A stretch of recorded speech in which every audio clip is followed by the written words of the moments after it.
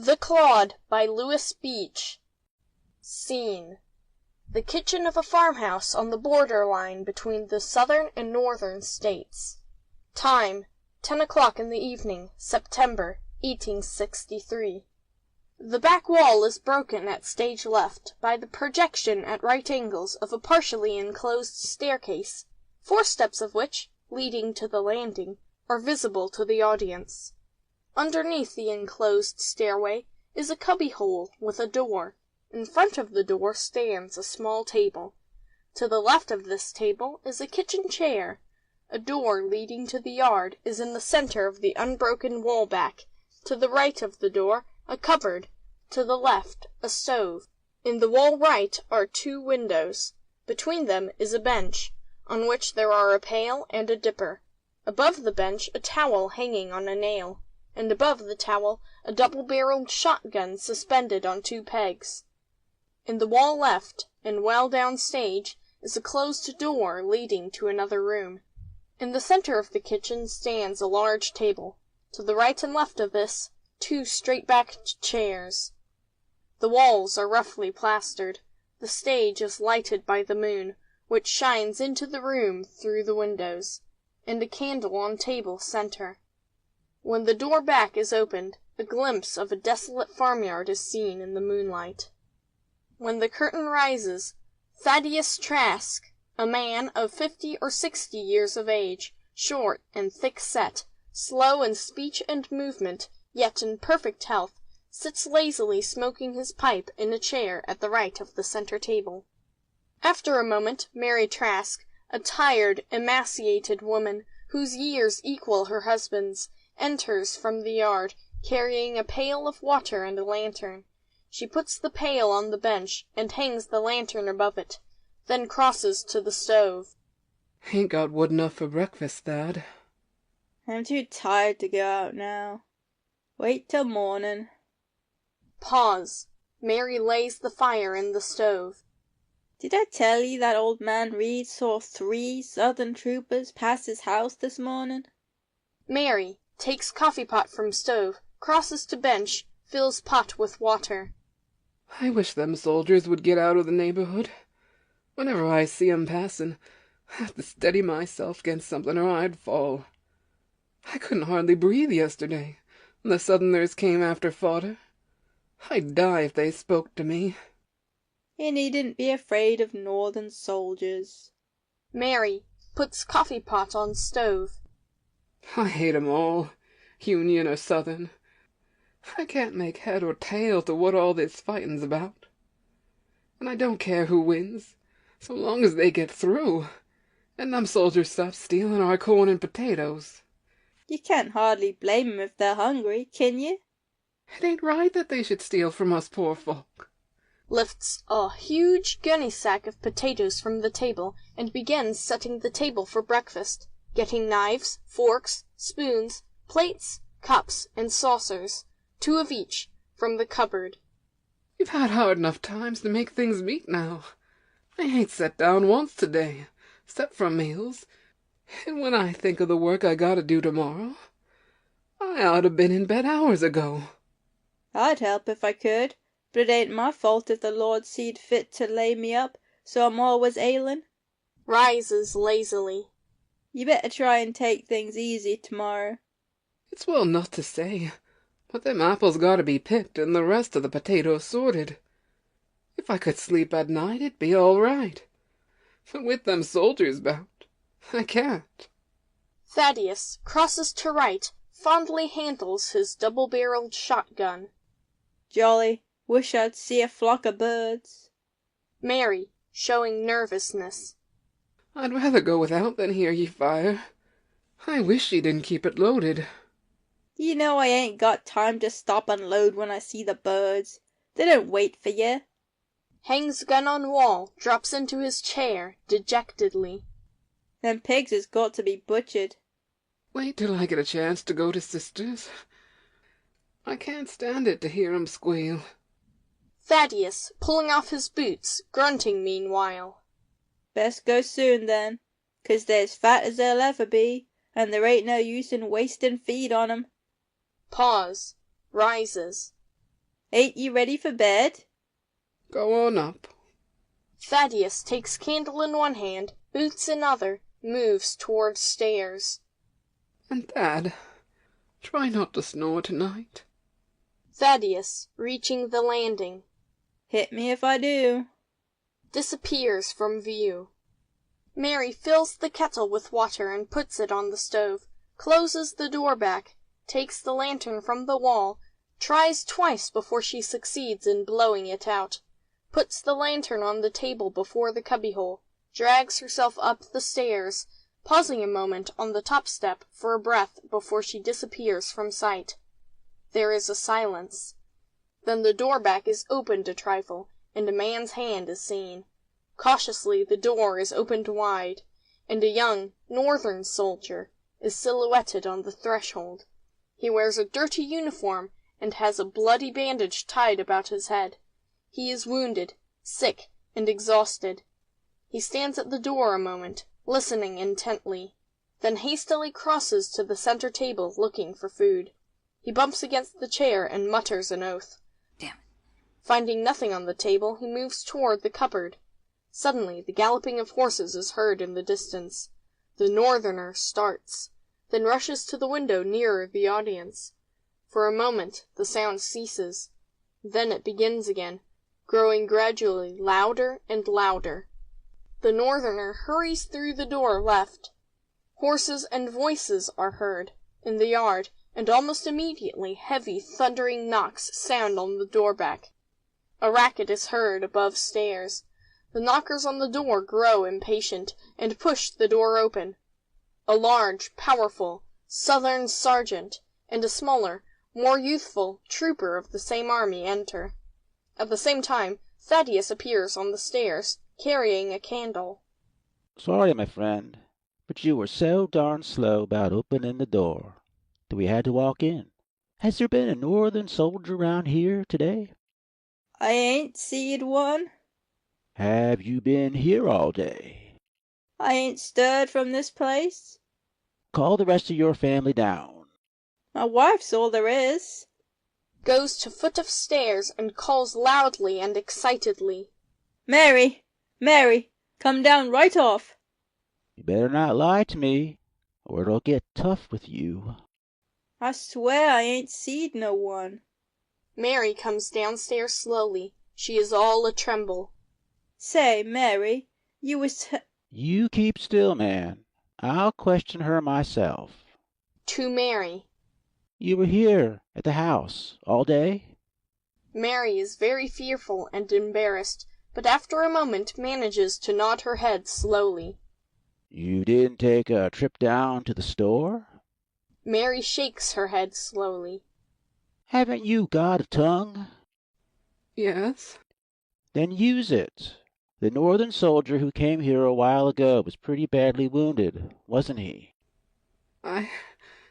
No one's been here. Come, woman, don't lie. Mary shows a slight sign of anger. He had a bad cut in his forehead, and you felt sorry for him and gave him a bite to eat. No one's been near the house today. Sergeant, trying a different tone. We're not going to hurt him, woman. He's a friend of ours. We want to find him and put him in a hospital. Don't we, Dick? Turning to his companion. He's sick and needs to go to bed for a while. He ain't here. What do you want to lie for? I ain't lying. I ain't seen no soldier. No one could have come without her seeing him. I suppose you know what'll happen to you if you are hiding the man. Mary stands rooted to the spot where she stopped when she came downstairs. Her eyes are fixed on the sergeant. There ain't no one here. We both been here all day, and there couldn't no one come without our knowing it. What they want round here anyway? We'll search the place. You ain't got no... What's that, woman? There ain't no one here, and you're keeping us from our sleep. Your sleep?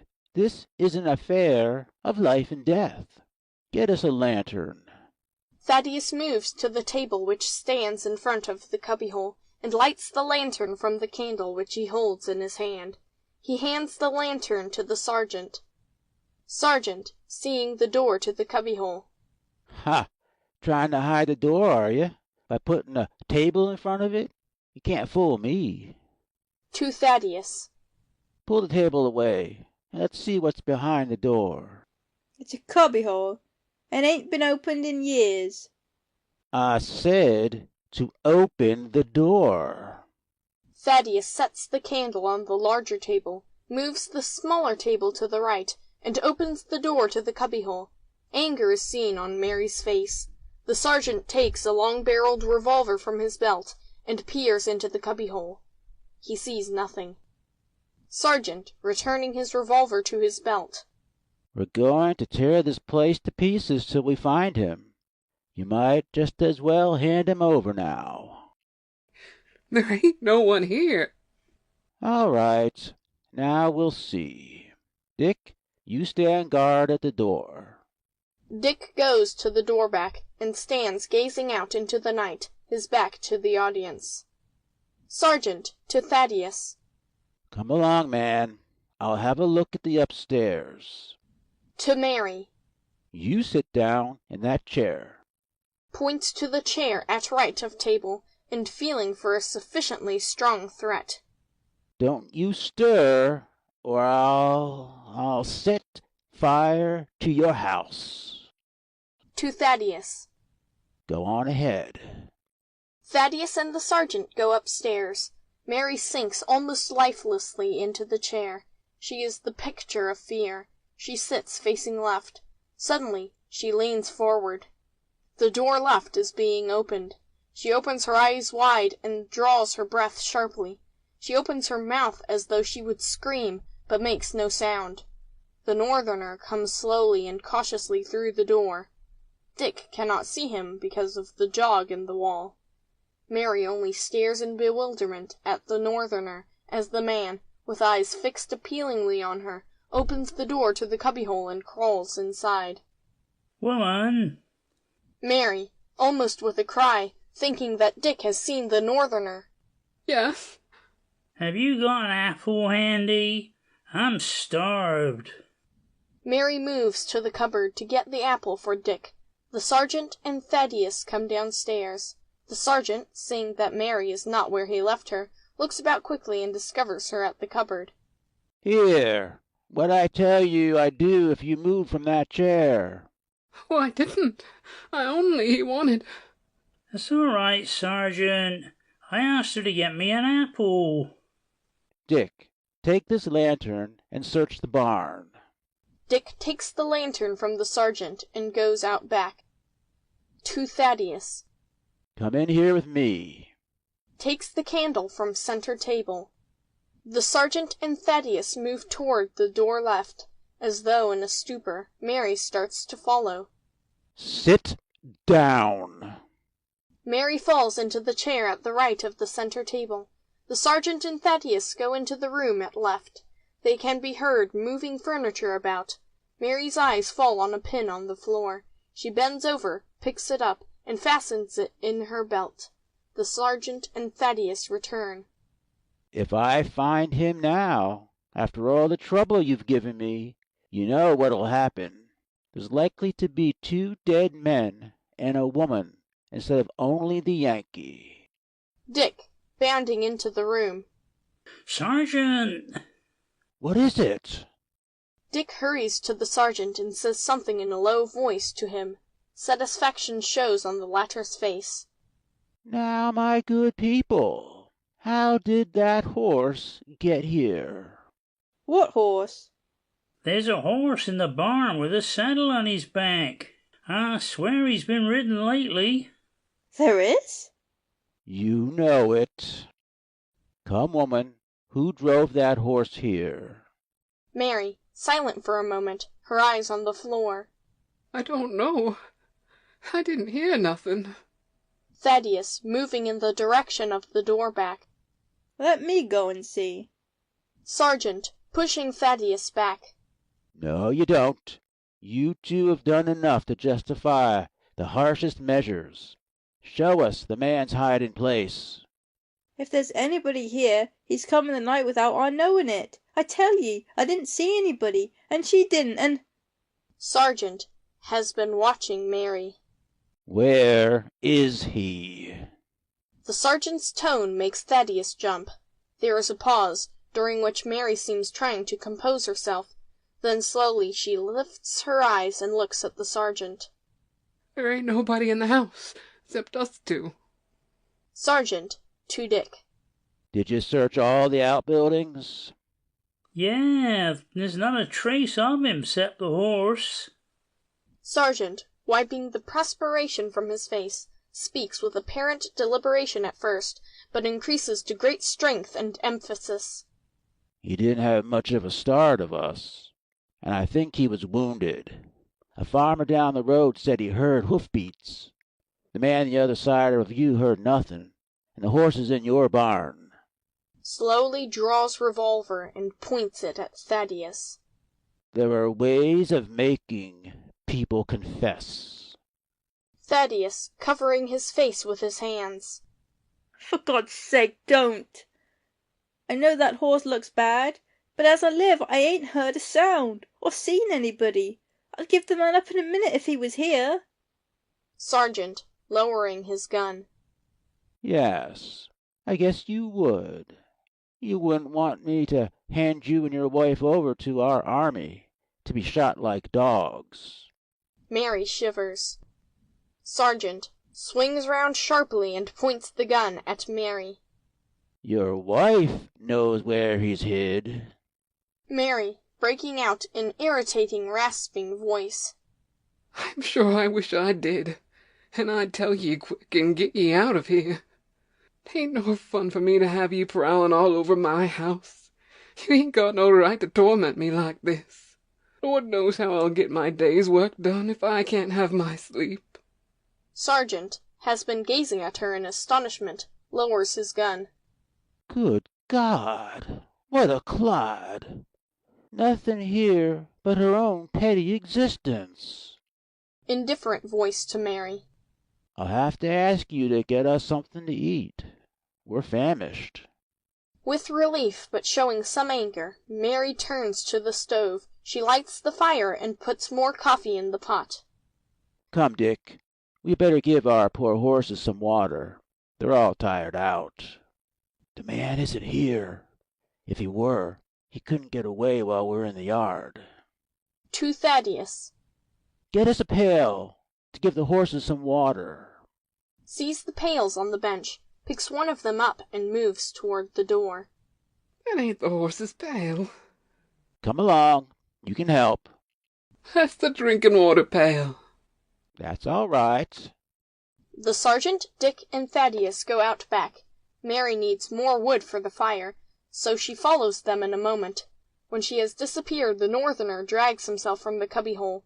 He looks as though he would fall with exhaustion. Mary returns with an armful of wood. Mary sees the northerner, shows no sympathy for the man in this speech, nor during the entire scene. You get back. Them soldiers'll see you. Some water, quick. Falls into chair at left of table. It was so hot in there. Mary gives him water in the dipper. Don't ye faint here. If them soldiers get ye, they'll kill me and Thad. Hustle and get back in the cubbyhole. Mary turns quickly to the stove. The northerner drinks the water, puts dipper on table, then, summoning all his strength, rises and crosses to Mary. He touches her on the shoulder. Mary is so startled that she jumps and utters a faint cry. Be still, or they'll hear you. How are you going to get me out of this? Mary, angrily. Ye get out. Why did ye come here a-bringing me all this extra work and maybe death? I couldn't go any further. My horse and I were both near dropping. Won't you help me? No, I won't. I don't know who ye are or nothing about ye, except that the men there want to catch ye. Did ye steal something from 'em? Don't you understand? These men belong to the Confederacy, and I'm a Northerner. They've been chasing me all day. Pulling a bit of crumpled paper from his breast. They want this paper. If they get it before tomorrow morning, it will mean the greatest disaster that's ever come to the Union Army. Was it ye rode by yesterday? Don't you see what you can do? Get me out of here and away from those men, and you'll have done more than any soldier could do for the country. For your country. I ain't got no country. Me and Thad's only got this farm. Thad's ailin', and I do most of the work, and... The lives of 30,000 men hang by a thread. I must save them, and you must help me. I don't know nothing about ye, and I don't know what you're talking about. Only help me get away. Mary, angrily. No one ever helped me a Thad. I lift no finger in this business. Why ye came here in the first place is beyond me. Sneaking round our house, spoiling our well-earned sleep. If them soldiers catch ye, they'll kill me and Thad. Maybe ye didn't know that. What's your life and your husband's compared to 30,000? I haven't any money, or I'd give it to you. I don't want your money. What do you want? I want ye to get away. I don't care what happens to ye. Only get out of here. I can't with the Southerners in the yard. They'd shoot me like a dog. Besides, I've got to have my horse. Mary, with naive curiosity. What kind of looking horse is it? Northerner, dropping into chair at left of center table in disgust and despair. Oh, God, if I'd only turned in at the other farm, I might have found people with red blood. Pulls out his gun and hopelessly opens the empty chamber. Mary, alarmed. What ye going to do with that gun? Don't be afraid, it's not loaded. I'd call 'em in if I wasn't. Northerner, leaping to the wall left and bracing himself against it. Go call them in. Save your poor skin and your husband's if you can. Call them in. You can't save yourself. You can't save your miserable skin, 'cause if they get me and don't shoot you, I will. Mary leans against left side of center table for support, in agony. Oh. You see, you've got to help me whether you want to or not. Mary, feeling absolutely caught. I ain't done nothing. I don't see why ye and the mothers come here threatening to shoot me. I don't want nothing. I don't want to do nothing. I just want ye all to get out of here and leave me and Thad to go to sleep. Oh, I don't know what to do. Ye got me in a corner where I can't move. Passes her hand back along the table, touches the dipper accidentally, and it falls to the floor. Screams at the sound. Northerner, leaping toward her. Now you've done it. They'll be here in a minute. You can't give me up. They'll shoot you if you do. They'll shoot. Hurries up the stairs and disappears from sight. Mary stands beside the table, trembling terribly. The sergeant, Dick, and Thaddeus come running in. What did you yell for? Seizing her by the arm. Answer! I knocked a dipper off the table. It scared me. Sergeant, dropping wearily into chair at the left of center table. Well, don't drop our breakfast. Put it on the table. We're ready. Mary stands gazing at him. It ain't finished. Sergeant, worn out by his day's work and Mary's stupidity, from now on absolutely brutish.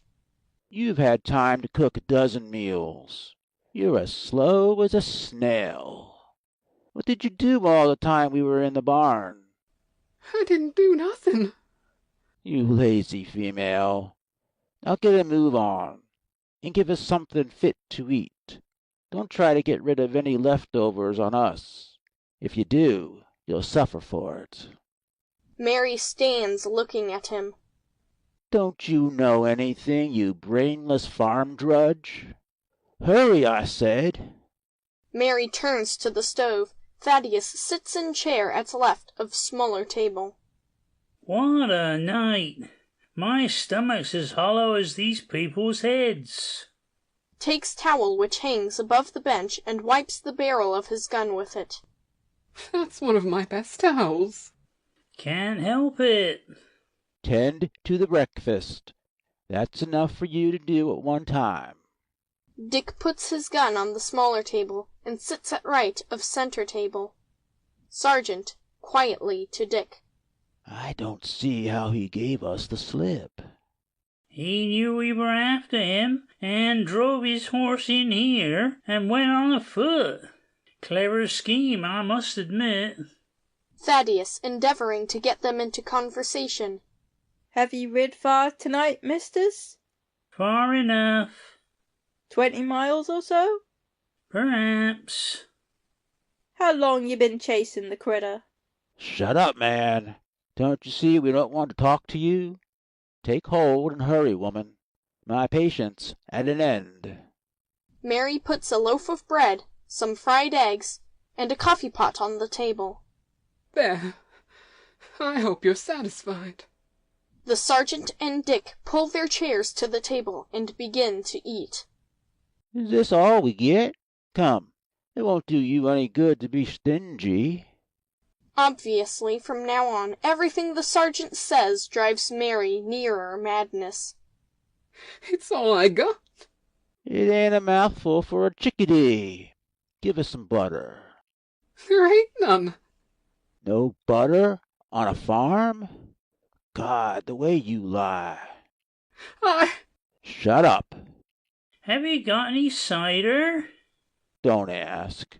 She and the man probably drank themselves stupid on it. Throws fork on floor. I never struck such a place in my life. Get me another fork. How do you expect me to eat with that bent thing? Mary stoops with difficulty and picks up the fork, gets another from the cupboard and gives it to the sergeant. Now give us some salt. Don't you know that folks eat it on eggs? Mary crosses to the cupboard, mistakes the pepper for the salt, and puts it on the table. Sergeant sprinkles pepper on his food. I said salt, woman. S-A-L-T. Salt. Salt. Mary goes to the cupboard, returns to the table with the salt.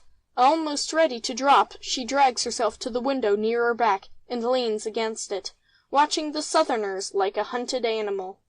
Thaddeus sits nodding in the corner. The sergeant and Dick go on devouring the food. The sergeant pours the coffee, puts his cup to his lips, takes one swallow, then, jumping to his feet and upsetting his chair as he does so, he hurls his cup to the floor. The crash of china stirs Thaddeus. Mary shakes in terror. Sergeant, bellowing and pointing to the fluid trickling on the floor. Have you tried to poison us, you goddamn hag? Mary screams, and the faces of the men turn white. It is like the cry of the animal goaded beyond endurance. Mary, screeching. Call my coffee poison, will ye? Call me a hag? Oh, learn ye, I'm a woman and you're driving me crazy. Snatches the gun from the wall, points it at the sergeant, and fires. Keeps on screeching. The sergeant falls to the floor. Dick rushes for his gun. Mary! Mary! Mary, aiming at Dick and firing. I ain't a hag. I'm a woman, but you're killing me. Dick falls just as he reaches his gun. Thaddeus is in the corner with his hands over his ears. The Northerner stands on the stairs. Mary continues to pull the trigger of the empty gun. The Northerner is motionless for a moment. Then he goes to Thaddeus and shakes him. Go get my horse. Quick! Thaddeus obeys. The Northerner turns to Mary. She gazes at him, but does not understand a word he says. Northerner, with great fervor. I'm ashamed of what I said. The whole country will hear of this. And you. Takes her hand and presses it to his lips, then turns and hurries out of the house. Mary still holds the gun in her hand. She pushes a strand of gray hair back from her face, and begins to pick up the fragments of the broken coffee cup. I'll have to drink out of the tin cup now. The hoofbeats of the Northerner's horse are heard. Curtain. End of The Clod by Lewis Beach.